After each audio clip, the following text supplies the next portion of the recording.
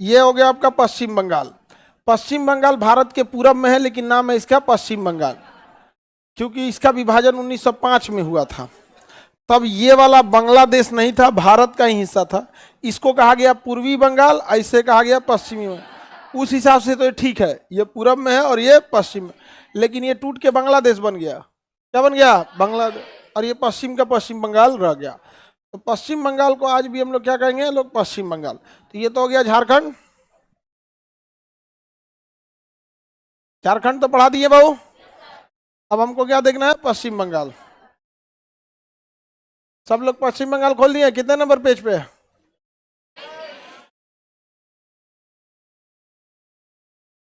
सब लोग खोलिए बाबू, पश्चिम बंगाल हो गया।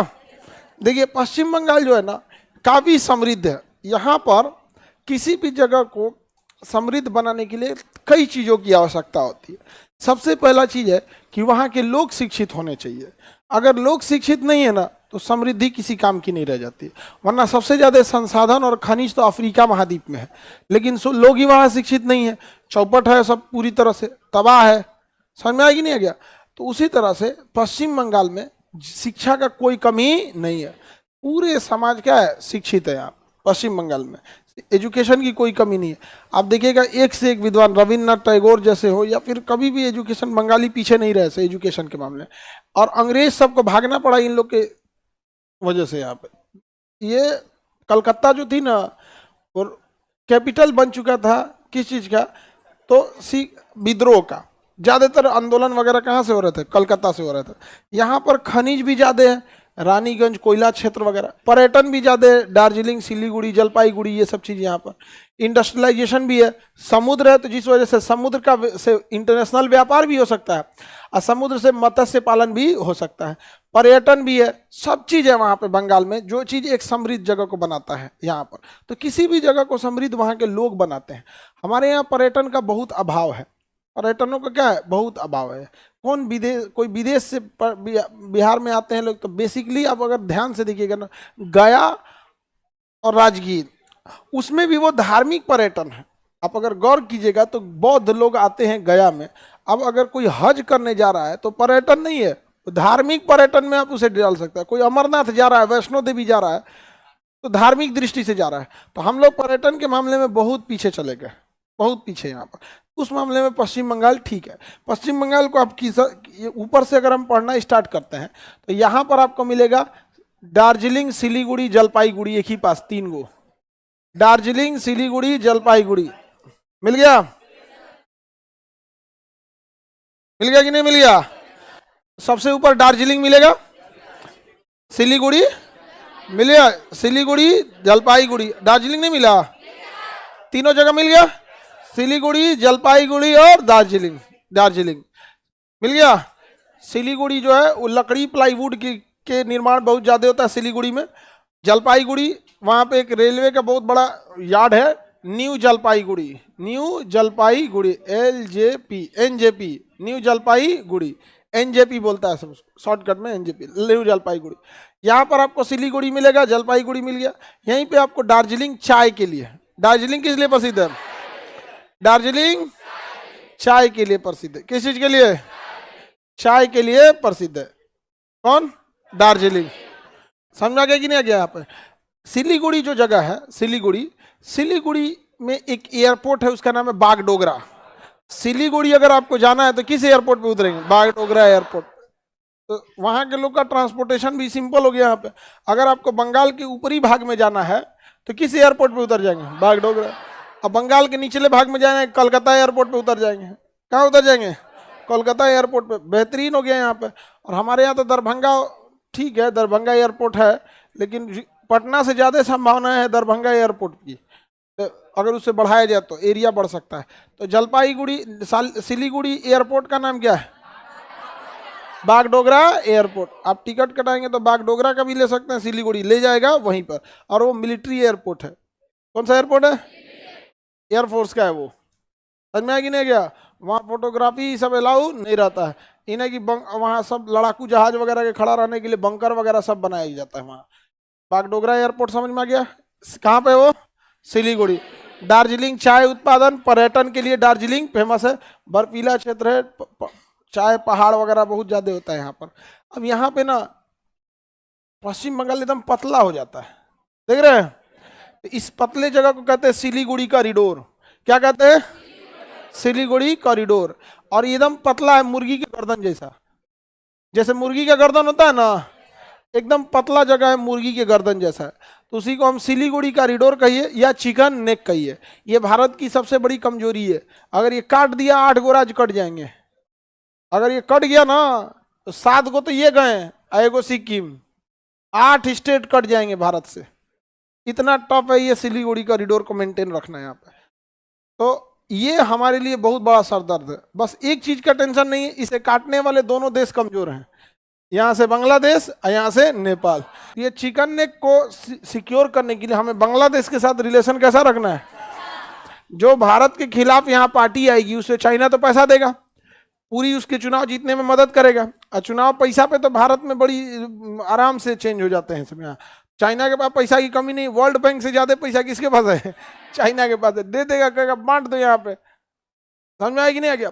आज नेपाल की गवर्नमेंट एंटी इंडिया होते जा रही है, समझ में आ गया कि नहीं आ गया? बांग्लादेश को हम लोग बैलेंस करते करते परेशान हो गए।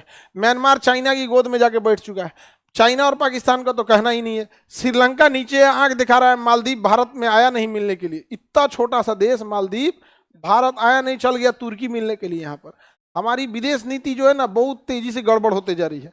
मीडिया में दिखाना विदेश नीति अलग होता है और ऑन ग्राउंड रियलिटी अलग होता है। पहले हमें अपने पड़ोसियों को तो सिक्योर करना है। तो ये सिलीगुड़ी कॉरिडोर या चिकन नेक की सुरक्षा जरूरी है कि नहीं? यहां से महानंदा नदी निकलेगी, देखिए नदी निकलेगी महानंदा, मिला?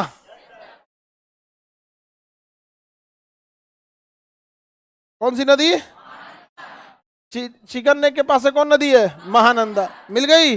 फिजिकल नक्शा में देखेंगे और क्लियर दिखेगा महानंदा नदी। मिल गया? फिजिकल नक्शा में और क्लियर मिलेगा कौन नदी है? महानंदा। महानंदा नदी मिल गई? ये तो महानंदा नदी है। और यहां से एक नदी जाएगी तीस्ता नदी, बांग्लादेश में चली जाएगी। कौन नदी? तीस्ता नदी चली गई, जलपाईगुड़ी के नीचे मिलेगा। कौन सी नदी? तीस्ता नदी। तीस्ता नदी मिल गया? नहीं मिला? कौन नदी है ये? तीस्ता नदी। अभी सिक्किम में ना जो तबाही आई थी, तो तीस्ता नदी ने इतना भयानक बाढ़ लाया था ना, इतना भयानक तबाही लाया था जिसका कोई हद नहीं। लोगों के दुतल्ला घर में ना नदी घुस गई थी, 2 मंजिला घर है ना, तो उसमें नदियां घुस गई थी, तबाह हो गया था। और सेना के जवान जो ट्रक वगैरह लगाए थे ना, ट्रक में आर्म्स एम्युनिशन रहता है, सब दह गया और कई सारे सेना के जवान शहीद हो गए वहां पे, बॉडी ही नहीं मिला, ट्रक का ट्रक गायब हो गया और उनके अंदर गोला बारूद था ना, वो दह गया। और कहीं जाके टकरा रहा है तो फट रहा है, इसे पानी में फट रहा है, तबाह हो रहा है वहां पे। बहुत भीषण तबाही लाई थी तीस्ता नदी। यहाँ पे तीस्ता नदी जो है बरसात में बड़ी भयानक पानी ले चली जाती है। तीस्ता नदी पे बांग्लादेश में इसी के पानी के आधार पर इस पूरे गांव की सिंचाई व्यवस्था होती है। अब पश्चिम बंगाल सरकार जो है यहाँ पे तीस्ता नदी पे क्या बना रही है? बांध। क्या बना रही है? बांध। अब बांग्लादेश हल्ला कर रहा है, क्या कर रहा है? हमारा पानी का कैसे होगा यहाँ पे, कि कैसे जाएंगे यहाँ वो है। तो भाई दोनों देशों को देखना चाहिए कि ठीक है भाई, बांध बनाना इधर भी जरूरी है, पश्चिम बंगाल को भी चाहिए कि पानी चाहिए तो बोलिए बिहार से, ये बगले में कोसी नदी है, बोलिए हम लोग सप्लाई दे देते हैं यहाँ से। समझ में आ गया कि नहीं आ गया यहाँ पे? लेकिन लोकतंत्र में बड़ी उटपटांग चीज होता है, पब्लिक सेंटीमेंट। अब जो लोग ज्यादा विदेश नीति नहीं जानते हैं वो तो कहेंगे हाँ हमारी सरकार ठीक कर रही है, काहे देंगे बांग्लादेश को पानी। जो इंटरनेशनल रिलेशन जान रहे हैं उनको तो समझ में आएगा भैया, बांग्लादेश का ईगो हट मत करो। छोट मोट देश जो होते हैं सब ने, इनको थोड़ा ही सा फायदा चाहिए होता है, ई दे चाहे ई दे, आपको बहुत घाटा करा देगा सब। छोट मोट आदमी छोटी जरूरत के लिए आपकी बड़ी बड़ी जरूरत को खराब कर देगा यहाँ पर, तो ये बड़ी उटपटांग हो जाएगा यहाँ पे। तो हम लोग अलग टाइप के से जूझ रहे हैं, और वहाँ पे किसी भी चीज को, पॉलिटिक्स को क्या करना होता है? वोट से मतलब है यहाँ पे। अब पानी चाहिए तो भारत सरकार को भी करना चाहिए कि भैया पानी चाहिए, ले जाए यहाँ से कोसी नदी को, यहाँ से ब्रह्मपुत्र नदी में हर साल बाढ़ आता है। बिहार, भारत में 2 राज्य ऐसा हो ही नहीं सकता है जो न डूबे, एक असम और एक बिहार, और इन्हीं दोनों के बीच में है ये, और तुम पानी पानी चिल्ला रहे हो भाई। पानी पानी ले, अरे खोद दो इधर से, ले आ यहाँ से, काम खत्म, डूब जाएगा यहाँ से। पानी जितना चाहिए उसके लिए कस्टमाइज डिजाइन बनाइए। कस्टमाइज का मतलब क्या होता है? कस्टमाइज का मतलब हम अपनी जरूरत के हिसाब से जब किसी चीज का डिजाइन कराते हैं तो उसे कहते हैं कस्टमाइज, अपनी जरूरत के हिसाब से। समझ में आ गया कि नहीं आ गया यहाँ पे? अब जैसे सपोज कीजिए किसी को कुकर है, कुकर, तो कुकर का एक नॉर्मल डिजाइन आता है, लेकिन आप चाहते हैं कि हम कस्टमाइज कराएं, मैं दोनों साइड हैंडल हो, तो आपकी जरूरत के हिसाब से जब कोई चीज डिजाइन कर दिया जाता है तो उसे कस्टमाइज करते हैं। जैसे जेसीबी आती है तो एक नॉर्मल स्टैंडर्ड डिजाइन आती है, ऐसे बोकोटती है, आप कस्टमाइज बनाइए, उसका इंजन बड़ा कीजिए, इंजन बड़ा कीजिए, और बकोटने वाला जो उसका बूम है उसको एकदम चौड़ा कीजिए 20 फीट का। समझना? कस्टमर के हिसाब से डिजाइन करना, कस्टमाइज, और उसको बकोटिए। एक के बार में नहर बनाते चले। क्या बनाते चले? नहर। मशीन लगाओ, एगो बकोटे और एगो बकोटे, पिछवा जो मशीन है साइड करे, उसके पीछे वाला ईंटा बिछाए, उसके पीछे वाला छड़ बिछाए, उसके पीछे मसाला छींटते चलाए। लाइन से 10 गो मशीन चलाते रहिए, एगो बकोट रहा है, एगो मट्टी हटा रहा है, एगो ईंटा बिछा रहा है, एगो छड़ बिछा रहा है, एगो ढलैया कर रहा है, पीछे से चल दिया। 10 गो मशीन एक के पीछे एक चलाओ ना, यहाँ पे चलते रहेगा, कंटिन्यूअस होते रहेगा, यहाँ पे चलते रहा, चलते रहा। ये कौन चीज होगा? एगो बकोटेगा तो एगो दूसरा, साथे चलते रहो सब चीज यहाँ पर। नहीं समझे? बना के चलो यहाँ पे। पब्लिक को सब नहीं चाहिए। समझ में आ गया कि नहीं आ गया? हम लोग को अभी नहीं चाहिए। ब्रिटेन के प्रधानमंत्री जब थे ना, उस समय बोरिस जॉनसन, नहीं बोरिस जॉनसन थे उस टाइम, लॉकडाउन के समय कौन थे? बोरिस जॉनसन थे उस समय। इधर इतना ना चेंज हुआ, प्रधानमंत्री 6-6 महीना पे ब्रिटेन पे गए। जब उनको कोरोना का वैक्सीन लगाना था ना, तो एक बूढ़ा आदमी था, उनको लाइन में लगा दिया, पीछे यहाँ पे लाइन लगा के रहते, लगा लिया वैक्सीन, तब कहे कि हाँ अब लगवा लीजिए। और जब लगवा लिए ना वैक्सीन, तो देख रहा था, जब वैक्सीन लगवा लिए तो कहा कि मैनेजमेंट नहीं कर पाए आप, कोरोना का मैनेजमेंट आप नहीं कर पाए आप, चुपचाप सुने थे। यानी हमारे यहाँ कोई बोल दे,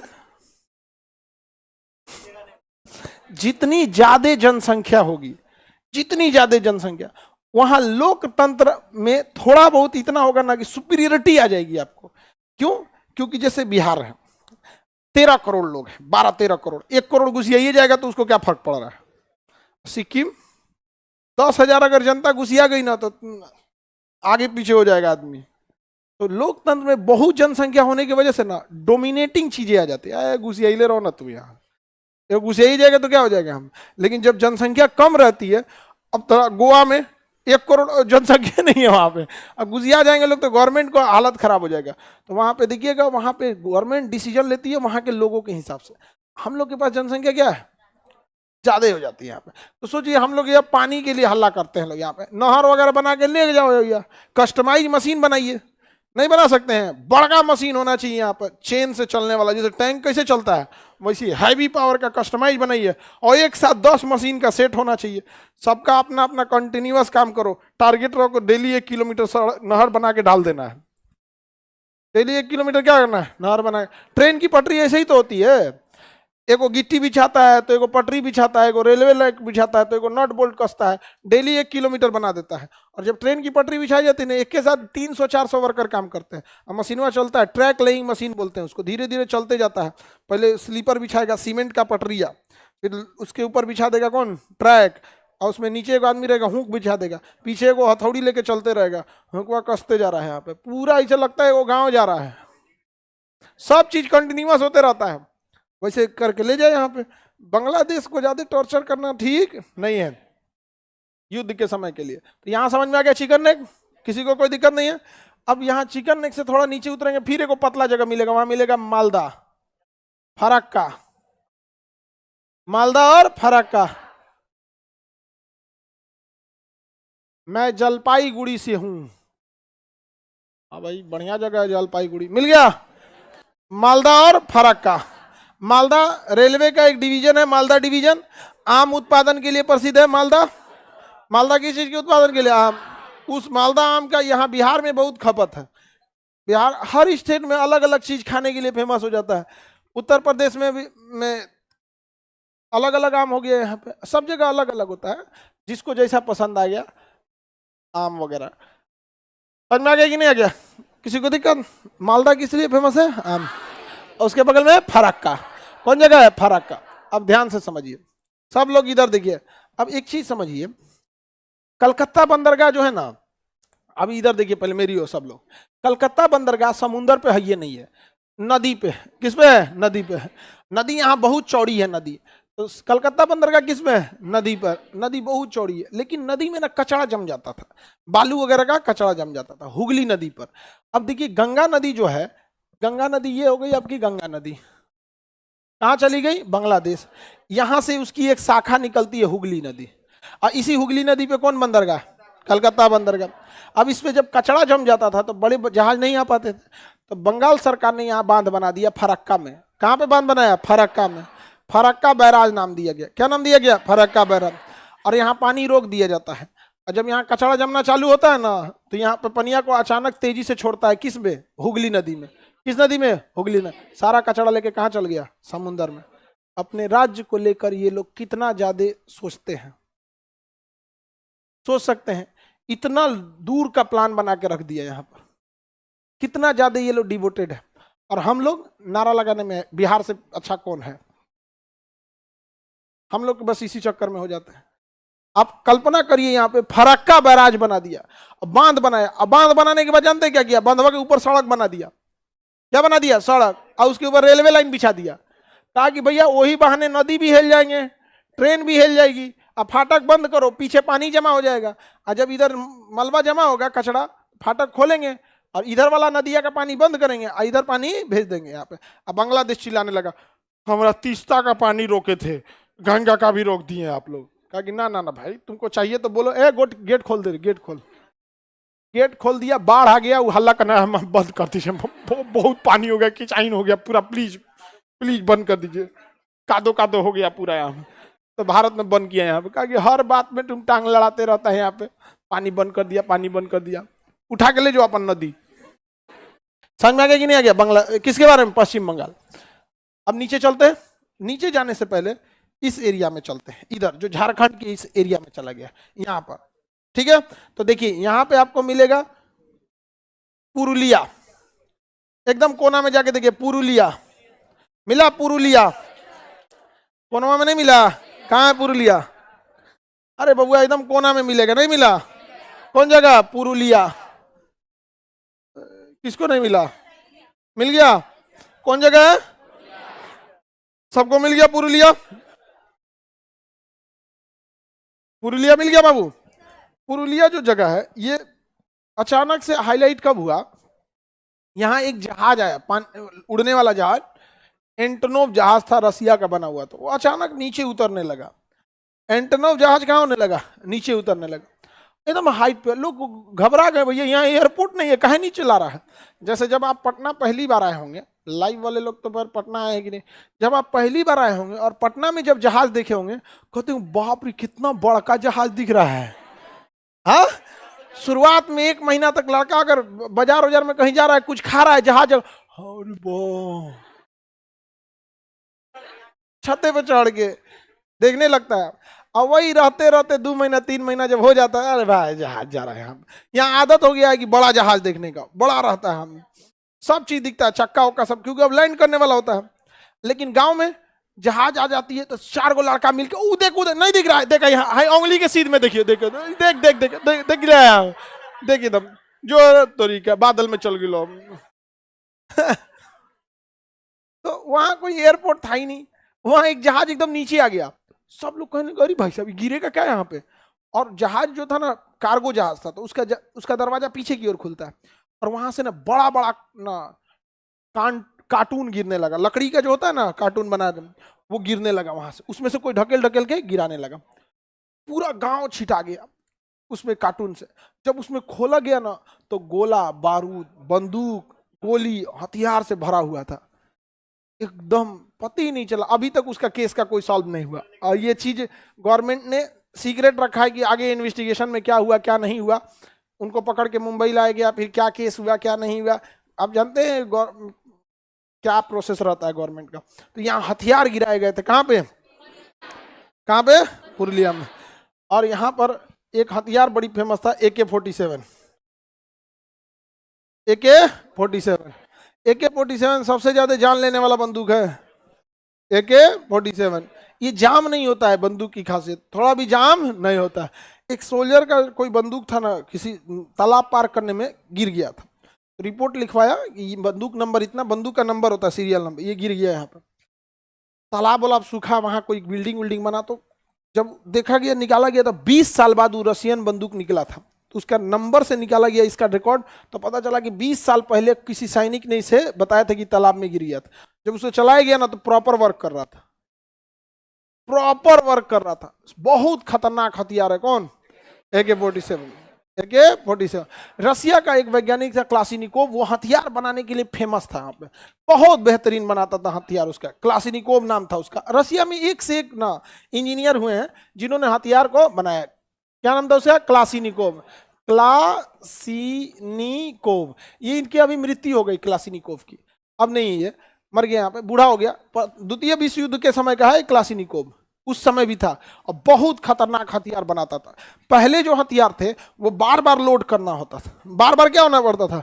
लोड करना। एक गोली चलाए फिर लोड किए, फिर गोली चलाए फिर लोड किए। तो इसने दिमाग लगाया, हम क्यों ना एक स्प्रिंग लगा दे, ताकि जैसे बंदूक चले तो स्प्रिंग क्या हो जाए? दब जाए, और दबेगी तो जो हमें वापस ढकेलना पड़ रहा है वो अगवा एगो स्प्रिंग लगाएंगे, गोली चलेगी धड़ाम से, हमें जो वापस ले आना पड़ रहा है टिगर, अगर हम वहां एक स्प्रिंग लगा दे तो गोली चलेगी, तो स्प्रिंग, गोली निकल जाएगी और ऊपर स्प्रिंग दबेगा, अब वापस स्प्रिंग में ढकेल देगा। वापस कौन ढकेल देगा? स्प्रिंग ढकेल देगा। तो उसने उसमें क्या लगा दिया? स्प्रिंग। अब जैसे गोली मारते हैं तो धड़ाम से जाता है आगे, गोली आगे निकल गई और उसके ऊपर क्या लगा दिया है? स्प्रिंग। स्प्रिंग दबेगा और स्प्रिंग ही वापस ढकेल देता है, ऑटोमेटिक लोड हो जाता है। कहा बहुत खतरनाक हो गया भाई, अब तो टेंशन है को नहीं, एक गोली चला ऑटोमेटिक क्या हो गया? लोड हो गया। तो स्प्रिंग, बंदूक के अंदर का स्प्रिंग गया, बंदूक गया, स्प्रिंग गया, बंदूक गया, आपका काम खत्म। यहाँ पे बॉर्डर फिल्म देखे हैं? सुनील शेट्टी का स्प्रिंग में खुल जाता है। तो मेन क्या लेके आता है? स्प्रिंग लेके आता है। स्प्रिंग लगा दीजिएगा, काम खत्म हुआ। मेन उसमें स्प्रिंग पे ही काम करता है यहाँ पे। तो इसने ना स्प्रिंग लगा दिया ना तो हथियार ऑटोमेटिक हो गया। क्या हो गया? ऑटोमेटिक हो गया। और 1947 में इसने बनाया था एक ऑटोमेटिक हथियार जो जान लेके रख दिया यहाँ पर। 1 सेकेंड के अंदर 8 से लेके 16 गोली मार देता था। 1 सेकेंड में कितना गोली मारता? अलग अलग मोड होता है, मैक्सिमम 1 सेकेंड में 16 गोली मार सकता था, इतना ऑटोमेटिक था। गोली चलाते रहिए, ऑटोमेटिक क्या होते रहेगा? लोड होते रहेगा। तो 1947 का सबसे खतरनाक हथियार बना दिया। ऑटोमेटिक को ए, क्लासिनिकोव को के, 47 में बनाया था, तो 47 AK-47। इसी का नकल करके चाइना ने बनाया AK-56। ऐसा मत सोचिएगा कि AK-56 अच्छा है, इसी का नकल करके क्या बना दिया चाइना, नाम रख दिया AK-56। तो AK-47 आज भी सबसे खतरनाक हथियार होता है। एक आतंकवादियों का सबसे फेमस हथियार, इसका फोल्डेड बट सिस्टम बहुत बेहतरीन होता है AK-47 का। तो पश्चिम बंगाल में कौन किस जगह पे हथियार डंप किए गए थे? पुरुलिया में। अभी इसकी जांच वोच क्या है, गवर्नमेंट ने कुछ बताया नहीं। पुरुलिया में, पुरुलिया के ऊपर अगर आप देखेंगे तो चितरंजन मिलेगा। मिल गया चितरंजन? चितरंजन। रेलवे इंजन कारखाना कहाँ है? मिल गया चितरंजन। चितरंजन के पास देखिए दुर्गापुर, नहीं मिला? चितरंजन के पास दुर्गापुर। बताइए, स्टील कारखाना दुर्गापुर, स्टील कारखाना, इंजन कारखाना चितरंजन, इंजन कारखाना चितरंजन, स्टील कारखाना दुर्गापुर। वहीं देखिए मिलेगा रानीगंज। मिला रानीगंज? कोयला क्षेत्र रानीगंज, कोयला क्षेत्र, कोयला क्षेत्र मिला?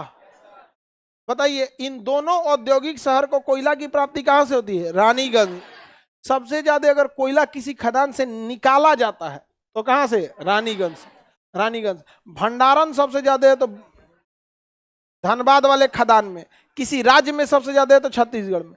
सबसे मोटी कोयले की परत सिंगरौली मध्य प्रदेश में पाई जाती है, यहां से खनन ज्यादा होता है। तो चितरंजन मिल गया, दुर्गापुर मिल गया, कोयला की प्राप्ति रानीगंज मिल गया। रानीगंज, किसी को दिक्कत? इसके आगे बढ़ेंगे, वर्धमान मिला? थोड़ा सा आगे बढ़िए, क्या जी? वर्धमान मिला? वर्धमान, वर्धमान मिल गया। वर्धमान भी औद्योगिक क्षेत्र है। वर्धमान इंडस्ट्रियल एरिया, ये पूरा का पूरा एरिया कैसा है? इंडस्ट्रियल है, इंडस्ट्रियल एरिया है। और ध्यान से देखिए ना, अगर ये एरिया इंडस्ट्रियल है तो झारखंड का ये एरिया भी तो इंडस्ट्रियल ही है। नहीं है। तो जब इंडस्ट्रीज बनते हैं सब ना, तो एकदम पूरा इको सिस्टम हो जाता है। जैसे आप इस एरिया में देखिए, जहां जहां भी खोजिएगा आपकी जरूरत की हर एक चीज मिल जाएगी। लॉज, हॉस्टल्स, दुकानदार, दुकान वाले भी फिक्स है। अब जाके उससे आधा किलो आटा मांगिए, 20 रुपए का तेल मांगिए, सरसों तेल दे देगा। उसको पता है कि यहाँ कौन रहते हैं, स्टूडेंट रहते हैं। अब वही तनी जाके मांगिए तो कंकड़ बाग में, राजा बाजार में, सगुना मोड़, ये सब जहाँ स्टूडेंट नहीं रहते हैं, 4 बार देखेगा कान में तेल डालना है क्या। तो इको सिस्टम हो जाता है उस चीज का। यहाँ पे अगर देखेंगे आगे, वर्धमान के आगे शांति निकेतन, शांति निकेतन मिल गया। शांति निकेतन की स्थापना रविन्द्रनाथ टैगोर ने किया था। शांति निकेतन की स्थापना रविन्द्रनाथ टैगोर, शांति निकेतन की स्थापना रविन्द्रनाथ टैगोर। किसी को कोई दिक्कत? पश्चिम बंगाल समझ में आ रहा है? तो पश्चिम बंगाल में अगर आप ध्यान से देखिए मेरी ओर, यहां भी कुछ शहर मिलेंगे, ऊपर वाले भाग में मिलेंगे, यहाँ 2 ठो मिलेगा, मालदा और फरक्का बीच में, सिलीगुड़ी, जलपाईगुड़ी, दार्जिलिंग ऊपर में, इंडस्ट्रियल एरिया में बोका, यहाँ मिल गया आपको चितरंजन, दुर्गापुर, बर्नपुर, वर्धमान, दुर्गापुर, बर्नपुर, चितरंजन, वर्धमान। इन सबको कोयला मिलता है, रानीगंज, ऐसे रानीगंज। अब इसका समुद्री एरिया बच गया ये वाला, जहां मेनली कलकत्ता स्थित है। इसको हम लोग कल समझेंगे।